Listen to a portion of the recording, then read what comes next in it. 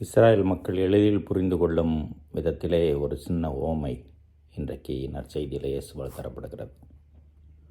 பழைய திராட்சை ரசத்தை ஊற்றி வைக்கக்கூடிய தோல் பை, புதிய பை. அவர்களுக்கு இது தெளிவாக புரியும். பழையது என்றால் என்ன, புதியது என்று என்ன, பழையதை எப்படி பராமரிக்க வேண்டும், புதியதை எப்படி பராமரிக்க வேண்டும். இரண்டையும் ஒன்றோடு ஒன்று சேர்த்து கொள்ள முடியாது. ஏன் இயேசு இதை சொல்கிறார் என்றால், பழைய ஏற்பாட்டு சட்டத்திட்டங்கள் தேவைதான். இயேசு அதற்கு அதை விட்டுவிட வேண்டும் என்று சொல்லவில்லை. அதற்குரிய மரியாதை கொடுக்கிறார்.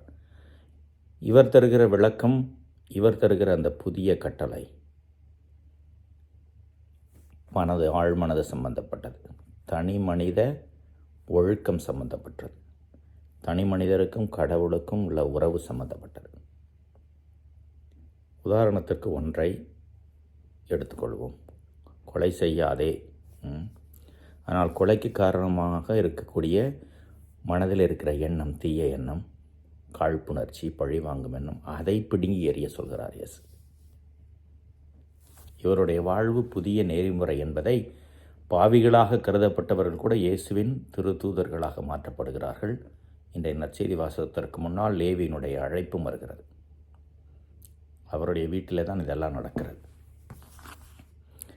பழையதை தூக்கி எறிந்து விடாமல், பழையது இருக்கட்டும், ஆனால் புதியதை ஏற்றுக்கொள்ள வேண்டும். ஆனால் அந்த பழையதே தவறாகவோ பாவமாகவோ கடவுளுக்கு இதாரணாதாகவோ இருக்கிறால் எறிந்து விட வேண்டும், மாற்றம் காண வேண்டும். புனித பவுல் அப்படி ஒரு மாற்றத்தை கண்டு முன்மாதிரியாக இருந்து யாருக்கும் தீர்ப்பளிக்காமல், தீர்ப்பிடாமல், கடவுள் திருமுன்னிலே மனசாட்சியோடு நடப்பதாக முதல் வாசகத்தில் சொல்கிறார். இயேசுவின் வழியை பின்பற்றுகின்றவர்களுக்கு இந்த மனநிலை வந்துவிடும். நாம் எப்படி என்று யோசித்து பார்ப்போம். இறைவன் என்னென்னும் வாழ்த்து பெறுவாராக.